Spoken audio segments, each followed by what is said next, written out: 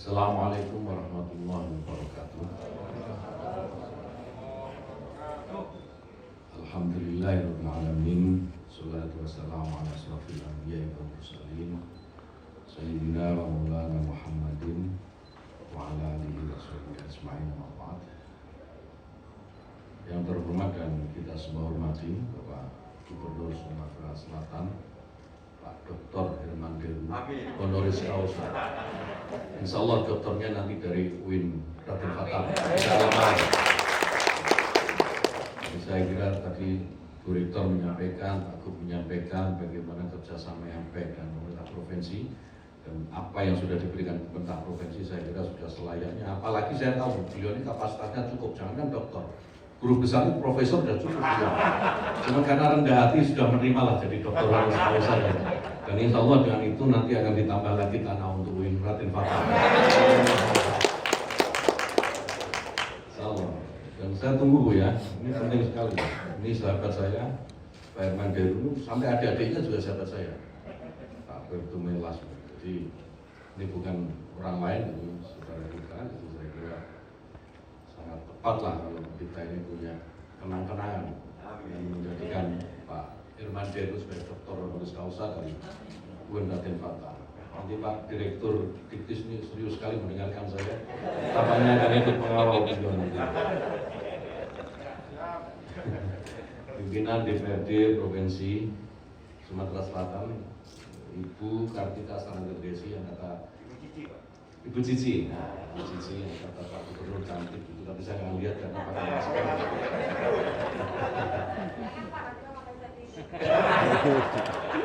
Saya hanya lihat sepatunya lompat saja.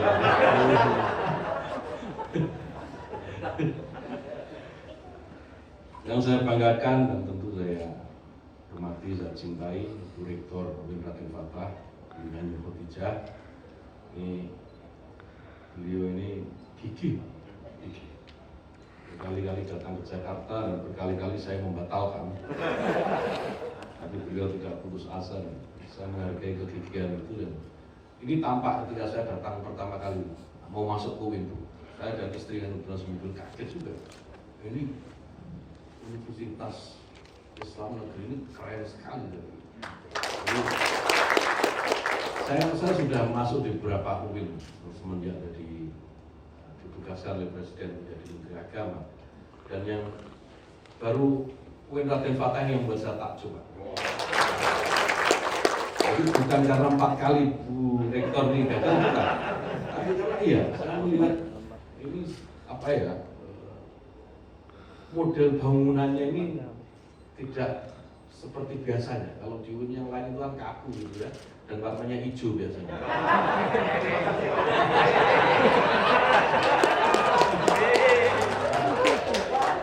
Dan di sini biru gitu, kelihatan teduh gitu, enak sekali. Ya. Iya. Tapi kalau di Jawa sana Pak, biru dibilang hijau Pak.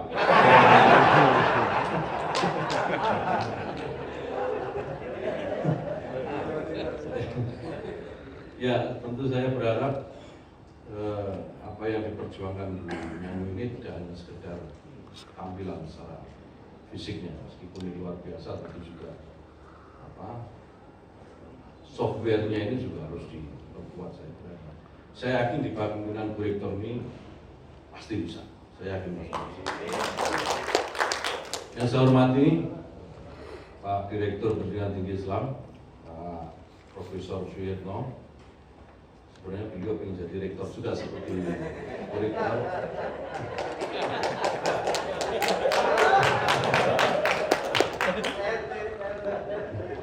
Beliau ini Direktur Diktis, Direktur Diktis Spesialis PLT. Ya, sahabat nilai ta'ala. Tampaknya beliau ingin definitif. Nanti kita carikan Pak ya. Kita carikan nunggu setelah mau pensiun ya supaya agak panjang pensiun. Pangdam atau mewakili, Pak Kapolda atau mewakili. Ini saya lihat ada Profesor Babur di sini. Profesor Babur ini Ketua Forum Perguruan Tinggi Keagamaan Negeri. Dulu Perguruan Tinggi Keagamaan Islam Negeri. Sekarang saya minta yang Islam dan non-Islam dilebur jadi satu. Jadi harus perguruan tinggi keagamaan negeri, semua campur jadi satu, ada Islam, Kristen, Katolik, Hindu, Buddha, itu semua perguruan tinggi bersatu dalam satu wadah supaya ini menunjukkan keindonesiaan. Jadi bukan hanya perguruan tinggi Islam saja yang bersatu, tapi semua sudah disatukan dalam satu wadah. Ini Prof. Babun sekarang ketua sementara. Ketua sementara. Ketua sementara karena organisasi ini juga baru, Pak. Karena kemarin PTKN, sekarang I-nya dihapus gitu, hanya PTKN. Nanti bisa diganti, bisa juga orang baru yang memimpin. Ada Profesor Mukri, Rektor Lampung hadir bersama kita. Alhamdulillah Bu, ini teman-teman rektor banyak yang hadir saya kira. Ya, ini saya tidak tahu karena menterinya atau karena Bu Rektornya saya tidak tahu. Tapi kalau Prof. Babun itu jelas karena menterinya.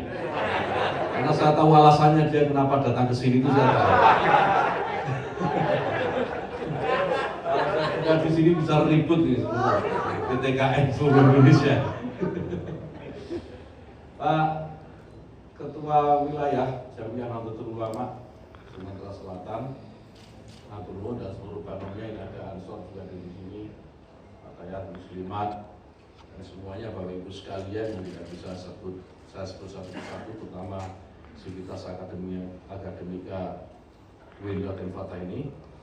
Alhamdulillah pada siang hari ini kita semua diberikan kenikmatan kesehatan dan kesempatan bisa bersilaturahim untuk bersama-sama meresmikan 9 gedung baru yang tadi sudah disampaikan oleh Bu Rektor dan rumah moderasi beragama. Saya tentu tidak akan memiliki pesan-pesan khusus karena tadi sudah disampaikan secara detail oleh Pak Gubernur maupun Bu Rektor, terutama sudah panjang sekali itu dalam bentuk buku. Jadi kalau saya harus mengulang lagi itu namanya menggarami air laut. Jadi nanti tolong bukunya diperbanyak dan dibagi saja ke semuanya. Biar semuanya tahu ini makna filosofisnya apa 9 gedung ini. Tapi saya kira itu sudah sangat luar biasa, detail sekali. Kalau saya tadi mengamati detail sekali bagaimana membangun gedung baru ini. Bukan hanya waktu yang 2 tahun, tapi filosofi per gedung itu sudah disampaikan oleh Bu Rektor. Dan saya tidak tahu filosofi ini muncul setelah gedung itu jadi atau sebelum gedung ini juga. Ini saya tidak tahu. Nah ini misteri ini Pak. Karena bisa saja disambung-sambungkan, bisa saja.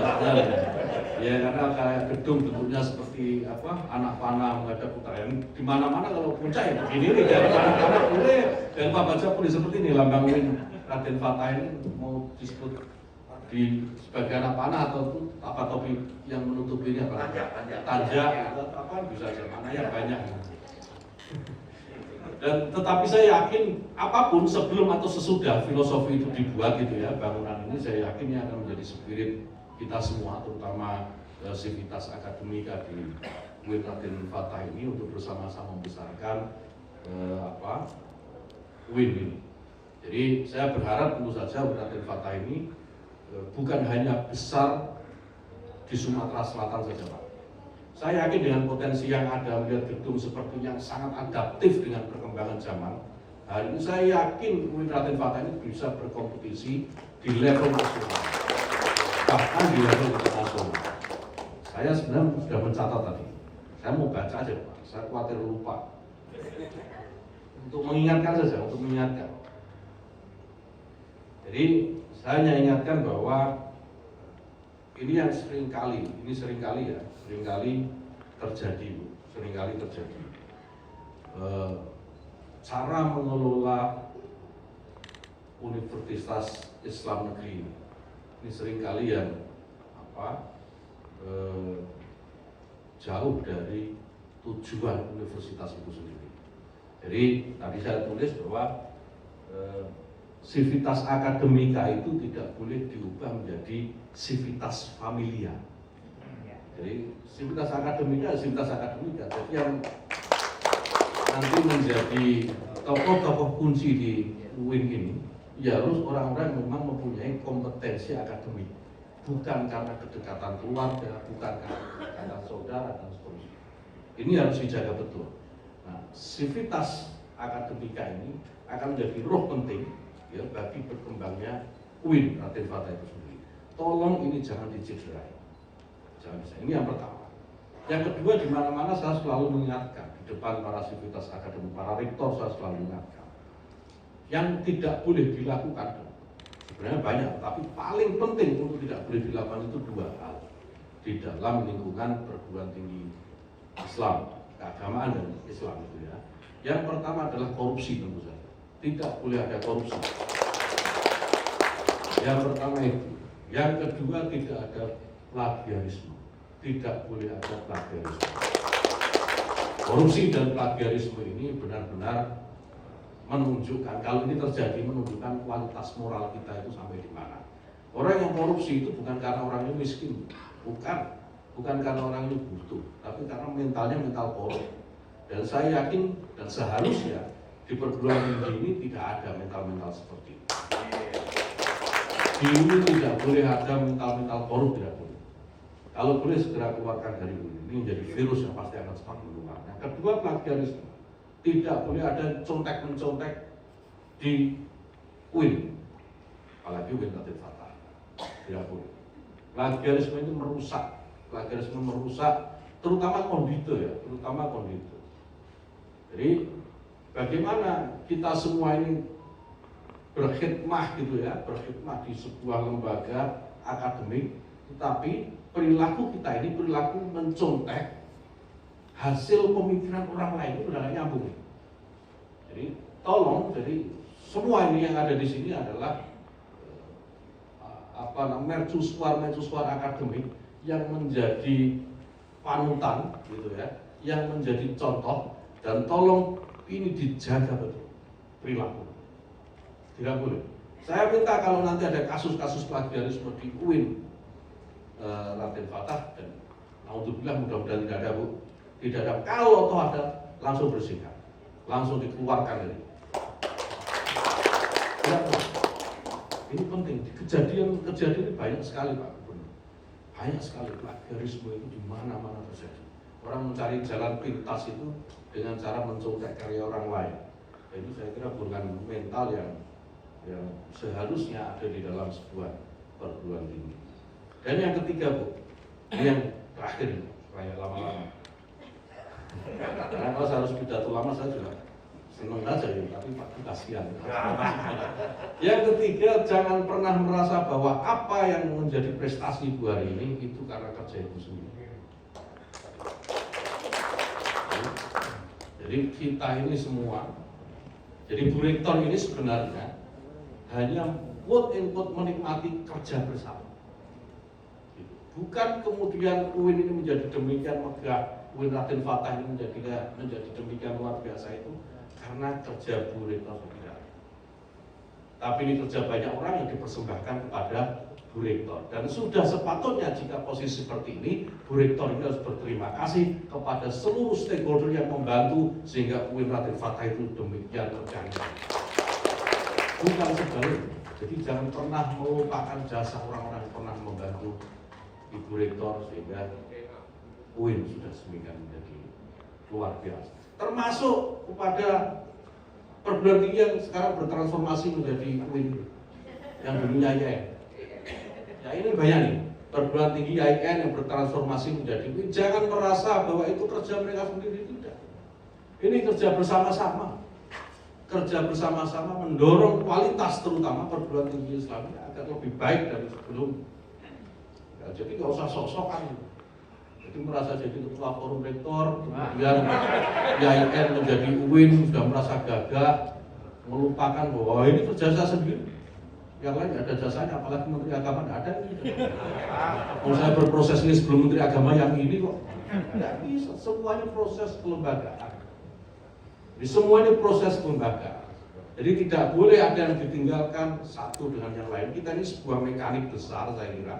Masing-masing memiliki fungsi, ada fungsinya kalkulator, ada fungsinya sebagai busi, bahkan ada skrup-skrup kecil itu juga ada.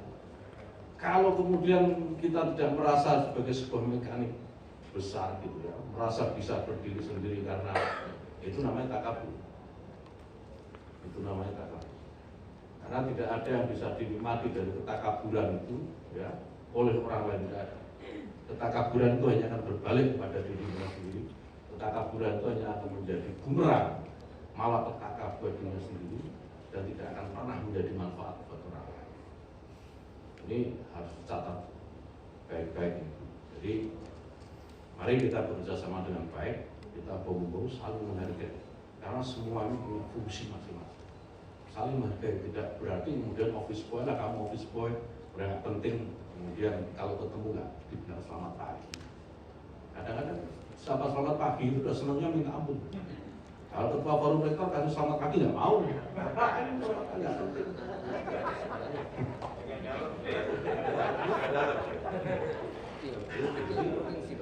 Jadi begitu, saling menghargai ini penting dan ini menjadi salah satu bahan bakar kita untuk bisa terus maju dan mengembangkan UIN yang kita cintai.